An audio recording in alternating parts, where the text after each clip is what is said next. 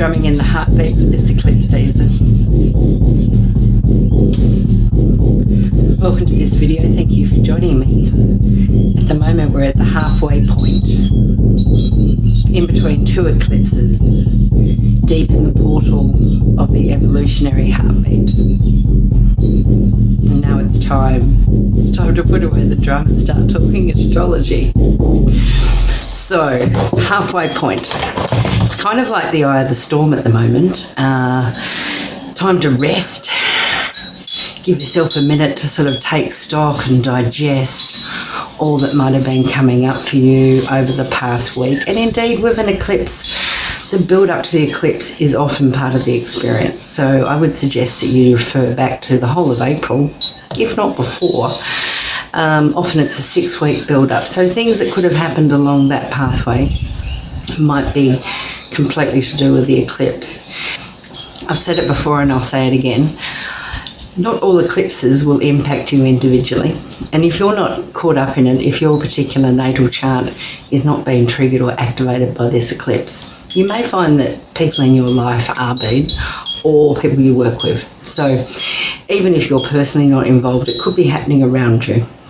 And as we know, eclipses are a time of big evolutionary change, of reorientating your life in new ways. And I've seen eclipses that, do reorientate lives completely and literally take the whole of the 6 months in the deep state of flux and change and working out what to do next and reorientating belief systems, etc., etc., for that whole 6-month window. And then next thing, the next eclipse has already come along. So, but for you, it might not show up at all. And also it can show up in really subtle ways. It doesn't have to be a big dramatic thing. The first eclipse, which was the Aries one, so it's a new moon. It's a solar eclipse. It occurred on the 19th or the 20th of April. 29 degrees in Aries, and so that one was a beginning point and an ending point all at once, which is a little bit confusing, right? But the cosmic invitation for that one was to really explore your identity and what new parts of your identity do you want to bring forward. So they might be skills or talents within yourself that have been kind of lost or hidden, and now they're starting to come to the fore. And because of that, that will reorientate your life going forward. That one was a north node, which means it's all about future directions. The one we've got coming up in a week's time is, sorry about that, I just did that across the screen, whoops. The one coming up in a week's time, on the other hand, is the south node, so it's about releasing past. So, for the Aries new moon solar eclipse, 29 degrees, there was an opportunity there to step with faith and courage into new directions and start initiating, bringing forward some new aspect of your own identity into the world. And when those sorts of movements can happen, it's almost compulsory for limiting beliefs and hesitations and, oh, I can't do it, I'm not ready, this sort of stuff almost always comes up. And depending on how deep that is, it cannot be resolved and sorted out in 2 days while the eclipse is happening, right? It might take many weeks, it could take months for that unfolding to take place fully, so that you are free to step in onto your new path. And we could almost say the same thing about the lunar eclipse, which is happening in a week's time. But let me just say a few more things about the moment where we had the solar eclipse in Aries. Right after, literally the day after we had the solar eclipse in Aries, Mercury went retrograde in Taurus. So that's interesting, isn't it? It is basically giving us 3 weeks' time to digest, to reconsider, to reassess, etc., etc.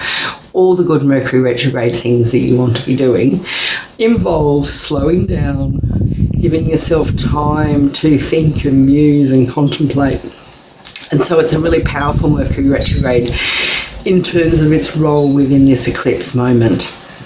So there's a lot of encouragement there to take it easy for the next few weeks. You know, give your psyche a chance, give yourself a chance to digest and make sense of what might have come up for you during April, or particularly with the eclipse itself, if that did impact your own natal chart.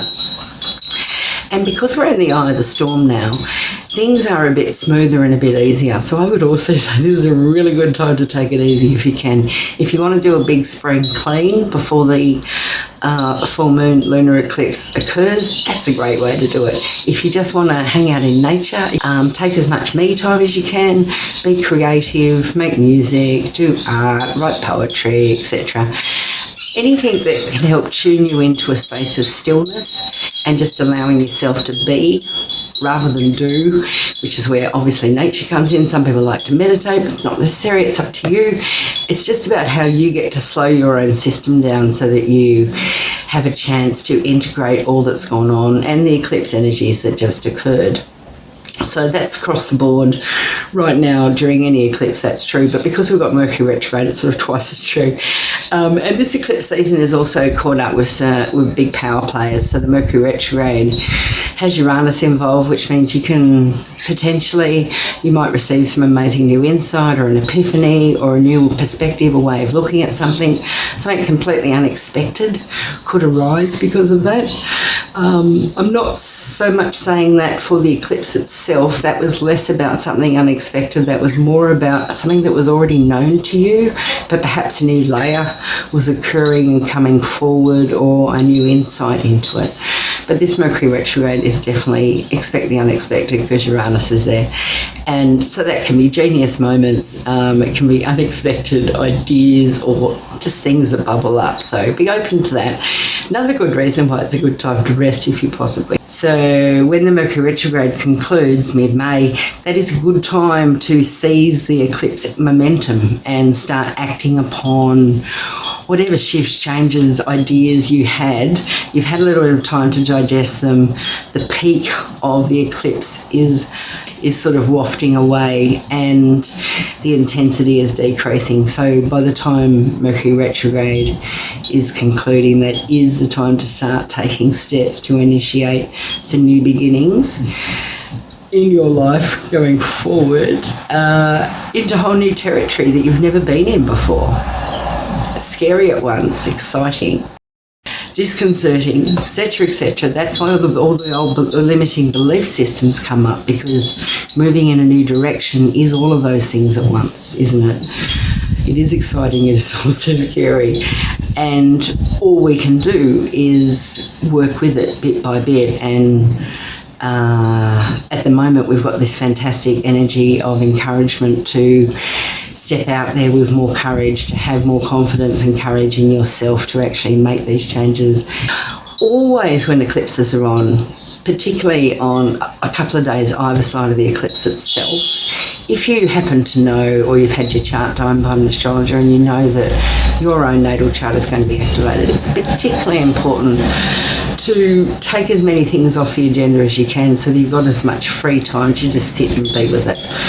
And that's true for this one coming up, which happens to be a big, powerful, emotional Scorpio full moon lunar eclipse. So emotions are going to be heightened, as I said, for you, for people you live with, interact with or work with. You know, it can happen everywhere. Even if you're cruising it, the people around you might be going on deep emotional journeys. I'm always a fan of leaning into big emotions as they come up, but it's really easy to sidestep it all, right? It's easy to step away into addictions or scrolling on screens. It's like it's so easy to distract yourself and not be present for the big emotional content that may come up. So this is a south node, which means it's about releasing past.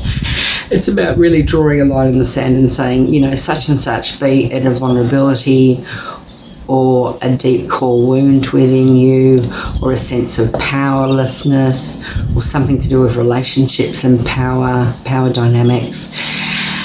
It's a moment to roll a line in the sand and go, you know what, I am done with this. This is not coming forward with me. So if emotions come up, and it can be fear, anger, rage, etc., try and step into it and go with it. I'm not suggesting that you go and violence at all. I'm talking about internally going with the emotions and sitting with it and really letting it pass through you and just acknowledging that that is there because of some deep inner content which has been travelling with you through your life. And now it's time to let it go. It's time to release that baby. So the full moon in Scorpio is occurring, let me just check the date here, on the 5th or the 6th of May 2023. And you can find out in your local time zone exactly when that's occurring. Some people like to sit with an eclipse and meditate or do a ritual during an eclipse. Other people say, oh no, never do that. They're too powerful. Don't touch it. You don't want to add more extra woo-woo to it. It's already powerful enough. Personally, I'm a fan of doing a ritual or some sort of a ceremony, but it's totally up to you, right? And a lot of people don't do anything like that, and that's completely fine. Because the soul is stirred, the soul is speaking, and the soul is wanting to release this old content, these old insecurities, vulnerabilities, wounds, old power dynamics that you're so done with them, you know, the sense of feeling powerless rather than empowered. The soul is highly stirred, so if it's impacting you, whether you do a ritual or a ceremony or not, it will come up for you. I do not doubt for one moment. Scorpio doesn't muck about. Because Pluto is involved, there's no mucking around. Because the nodes of the moon are involved in the eclipse, there's no mucking around, and it's a full moon as well. So highly emotional, but trigger alert all over the shop. And, you know, we all get the option of whether we react or respond. It's completely up to us, but do allow yourself to step into the emotions rather than run from them if possible, because that's where the good work can happen. And that might mean talking to a friend or reaching out for a counsellor, or, you know, actually reaching out for additional support, depending on if it's a big thing or not. Like some layers that come through are so big that you kind of almost can't do it by yourself. They're just too overwhelming or too powerful. But know this, that the only reason it's come up is because a part of your psyche is ready to release it and is ready to resolve it once and for all. So that's a really important thing to remember, to help you lean into it rather than wanting to run away from it, which is a natural thing. It's fear, insecurity, rage, anger. These are not comfortable emotions for many people, so of course you want to dodge them, hide from them, run from them. Completely makes sense. But if you keep in mind that it's come up because your psyche is actually ready to let that shit go, really ready, then it might make it a little bit easier to step into it rather than run from it. Another thing I just wanted to mention is really for the whole of 2023, we've got some big activations happening between Pluto, who, as everyone knows, is a power player, about deep inner massive transformation, transmutation of psychological and emotional content, and powerlessness and power games, and where you feel overpowered, where you feel powerful, what you feel like you own, resources that are shared, etc. All of that is highly activated this year in relation to the nodes of the moon, and we are sort of seeing a really clear insight into that now. So I guess what I'm saying is, on the world stage there might be things going on with gender, with patriarchal gender roles, and how masculinity, femininity, yin yang, receptive versus assertive, how those sorts of things might be shaking down in our own lives, in our own relationships. And this is particularly connected to interpersonal relationships, one-on-one relationships, and where the imbalance or out of balance, or like I said before, where there might be some sort of powerlessness or power game going on. So for the whole of 2023, it's up there in the mix for all of us to play with in our individual lives, and who knows what might happen on the world stage in relation to that as well. So that's the moon's nodes squaring Pluto. I might come back and do a more in-depth video about that, because there's really a lot to say there. So I just wanted to mention that in passing, that although that may have been coming up during this eclipse season for you, it's going to keep being around for the whole of the year. So there is no escaping it. Thank you, puppy. The puppy agrees, there is no escaping this. And so, in conclusion, really, I just wanted to say the heartbeat of the soul is beating on. We have no choice but to move with it, to go with it, to flow with it, because resistance is so damn uncomfortable. It's much easier to go with it than fight it. And I hope you have a beautiful, deep, insightful eclipse season and come out sailing the other side with a fresh sense of confidence in life, deeper clarity about where you're headed next. The Mercury retrograde will complete in mid-May 2023. So that would be really the time to start looking at acting upon whatever's come up for you, and new directions or new decisions or new ways of being in the world. That would be a good time to start taking steps on that, rather than right now, this week or next week. You know what I mean? Wait until the end of that Mercury retrograde.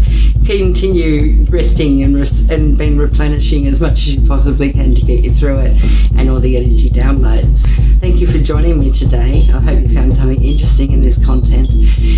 If you appreciated the video, by all means like, and if you want to hear more from me, hit the notification bell so that you'll be alerted when next I put up a video. Thank you so much for joining me. Bye bye.